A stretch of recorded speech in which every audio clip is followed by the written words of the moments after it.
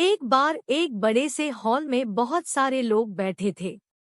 वहां पर दुनिया का एक बहुत ही बड़ा स्पीकर आने वाला था और सब लोग उनकी बातें सुनने के लिए वहां पर आए थे।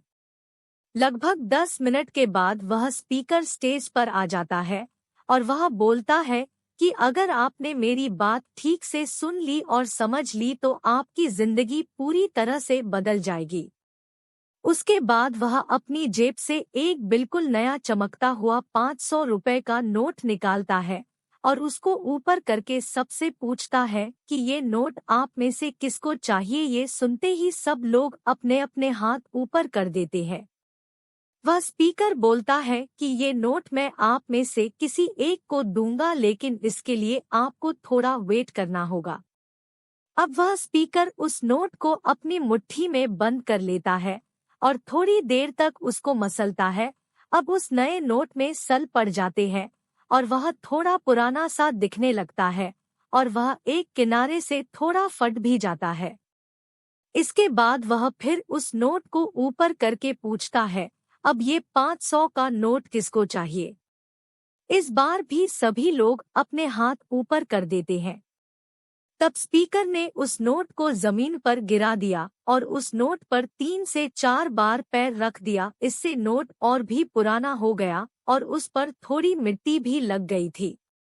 फिर उन्होंने उस नोट को ऊपर किया और पूछा कि अब बताओ, अब इस नोट को आप में से कौन लेना चाहता है। और इस बार फिर सब के सब ने अपने हाथ ऊपर कर दिए। स्पीकर अब नोट को फिर से नीचे जमीन पर गिरा देता है और उसके ऊपर कूद कूद कर उसको दोनों पैरों से रगड़ देता है और उसके ऊपर चाय भी गिरा देता है। अब नोट इतना गंदा हो जाता है कि उसको पहचानना भी मुश्किल होता है। कोई भी उस नोट को देखता तो यही बोलता कि अब ये सिर्फ एक गंदा कागज का टुकड़ा है, अब यह बेकार है, इस दुनिया में इसकी कोई वैल्यू नहीं है। स्पीकर ने एक बार फिर उस नोट को उठाया और ऊपर करके सबसे पूछा, अब इस नोट को कौन लेना चाहता है। और इस बार भी सबके सब ने अपने हाथ ऊपर कर दिए। कितना भी गंदा पुराना मिट्टी में सना हुआ चाय का दाग लगा हुआ हो, लेकिन अभी भी वह 500 रुपए का नोट ही था। जिंदगी कई बार बड़े बड़े झटके देती है। आप एग्जाम में फेल हो जाते हो या जॉब के इंटरव्यू के बाद आपका सिलेक्शन नहीं होता। जब आपका बुरा समय चल रहा होता है और आप सिचुएशन का सामना कर रहे होते हो, उसके बाद आपको लगने लगता है कि आप सफलता के लायक ही नहीं है। आपको लगता है कि दूसरे लोग आपसे बेटर है और आप किसी काम के नहीं हो, आपकी कोई वैल्यू नहीं है।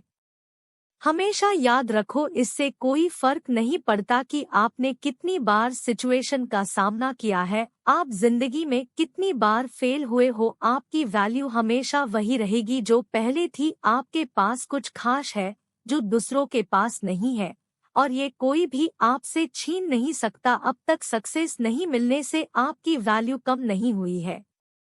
आप अभी भी अपने बारे में कितना भी लो फील रहे हो, उससे कोई फर्क नहीं पड़ता। जो लोग आपको अच्छे से समझते हैं वो लोग आपके वैल्यू को उतना ही मानेंगे जितना पहले मानते थे। तो अपनी वैल्यू को समझो और कुछ बड़ा करके दिखाओ।